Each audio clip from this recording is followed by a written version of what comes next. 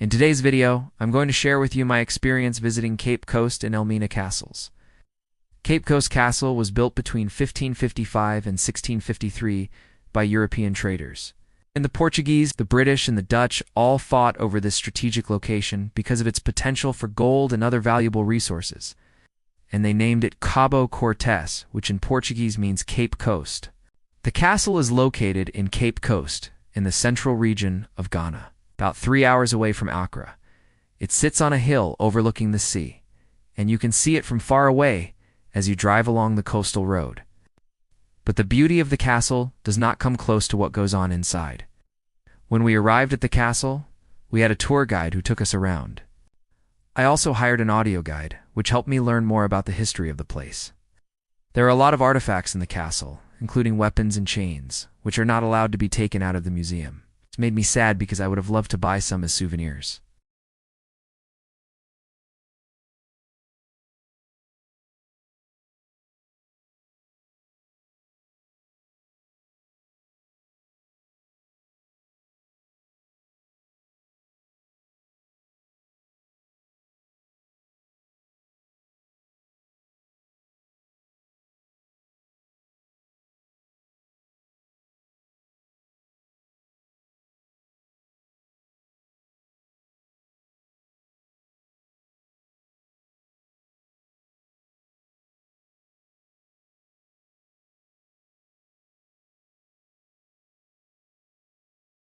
I was shocked, sad, and angry. Angry that this actually happened, angry that people could be so cruel to fellow human beings, and sad for those who suffered and died there. There were times when I could untake it anymore, and I had to walk out into the open air to calm myself down. One of the things that made me sad was the fact that the Europeans came to Africa to trade in gold.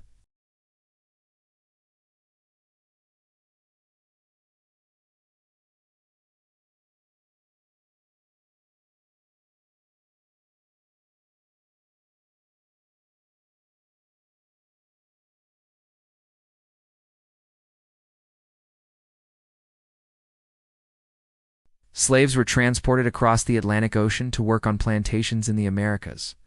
They grew crops such as tobacco, sugar, and cotton, which were then shipped back to Europe to be manufactured into finished goods, which were then brought to Africa to be traded for more slaves. I asked a few questions and found out that many of the slaves were able to escape and hide in what is now known as Freedom Hall. Some of them went on to live their lives in the Americas, and some returned to Africa. After the slave trade was abolished in 1807, the castle was used as a prison. Inmates were brought from all over West Africa to serve their jail time here. Some of them were able to escape, but others weren't so lucky. They died and were buried in what is now known as the cemetery. Today, the Cape Coast Castle is a UNESCO World Heritage Site.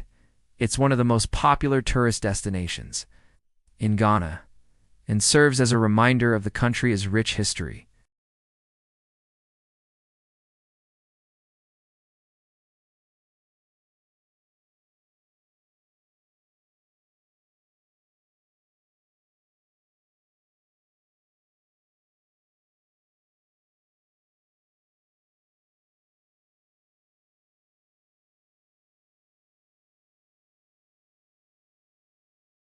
Elmina Castle is bigger than Cape Coast Castle and has 5 dungeons instead of 4.